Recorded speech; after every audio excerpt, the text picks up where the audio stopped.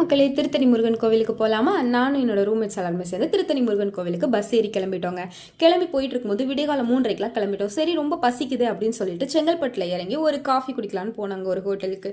அப்படியே போய் காஃபி குடிக்கும் போது என்ன தோணிச்சு அப்படின்னா, ஒரு தோசையும் வடையும் சாப்பிடலாமே தோணுச்சு. ஏன்னா அந்த கடையில் வாசமும் நல்லா இருந்துச்சு.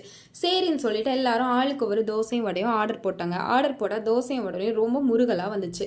ஆனால் சொல்லப்போனால் செம்ம பசியில் இருந்தோம் எல்லாருமே. ஏன்னா அதுக்கு முதல்ல நைட் எல்லாரும் ஷிஃப்ட் முடிச்சுட்டு வந்து பாதி தூக்கம் இல்லாமலும் போனதுனால ரொம்ப பசிக்கவும் ஆரம்பிச்சிருச்சுங்க. சரி, ஓகேன்னு சொல்லி கிளம்பிட்டோம். ரிட்டர்ன் போயிட்டு கரெக்டாக திருத்தணி முருகன் கோவிலில் போய் நாங்களும் இறங்கிட்டோங்க. அப்படியே என்ட்ரன்ஸ் எல்லாம் பார்க்கும்போது ரொம்ப அருமையாக இருந்துச்சு. அப்படியே உள்ளார போனால் என்ட்ரன்ஸ்லேயே ஒரு விநாயகர் கோவில் இருந்துச்சுங்க. சரி, ஓகே, நம்ம போயிட்டு விநாயகர் கோவிலில் போயிட்டு விநாயகருக்கு ஒரு அட்டண்டன்ஸை போட்டுட்டு அப்படியே நடக்க ஆரம்பிச்சிட்டோங்க. நடக்கிறோம் ரொம்ப தூரமாக நடக்க ஆரம்பிச்சிட்டாங்க. அப்படியே நடந்து பார்த்தா ரொம்ப தூரத்துல இருந்து ஒரு அழகான கோபுரம் தெரிஞ்சது. அது எந்த கோபுரம்னா திருத்தணி முருகன் கோவிலோட கோபுரம் தான். ரொம்ப அருமையாக இருந்துச்சு.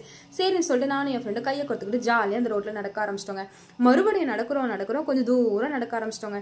கடைசியில் எப்படியோ கஷ்டப்பட்டு அந்த மலையில் உள்ள அந்த ரோட்டில் ஏறி பக்கத்துலேயே போயிட்டோங்க. கோவில் பக்கத்தில் போனதுமே கோவிலுக்குள்ளே போக ஆரம்பிச்சிட்டோம். அந்த என்ட்ரன்ஸ்லேயே போயிட்டோம். கோவில் என்ட்ரன்ஸில் போனதுமே நிறைய கூட்டமாக இருக்கும் போல் சண்டே அப்படின்னு நினச்சோம். பட் ஆனால் அந்த அளவுக்குலாம் கூட்டமாக இல்லைங்க.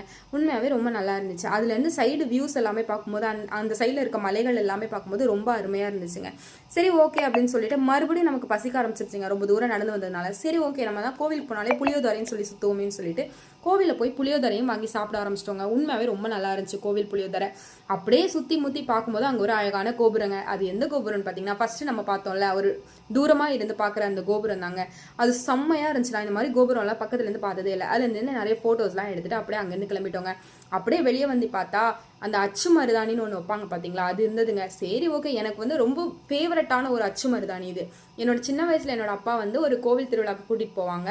அந்த கோவில் திருவிழாவில் வந்து இந்த அச்சு மருதாணி எத்தனை வாட்டி நான் அந்த திருவிழாவுக்கு போனாலுமே எங்கள் அப்பா வந்து இந்த கையில் அச்சு மருதாணி வச்சு வாங்கி கூட்டிகிட்டு வருவாங்க. ஸோ எனக்கு அது வந்து ரொம்ப மெமரபிளான ஒரு மூமெண்ட்டாக இருக்கும்.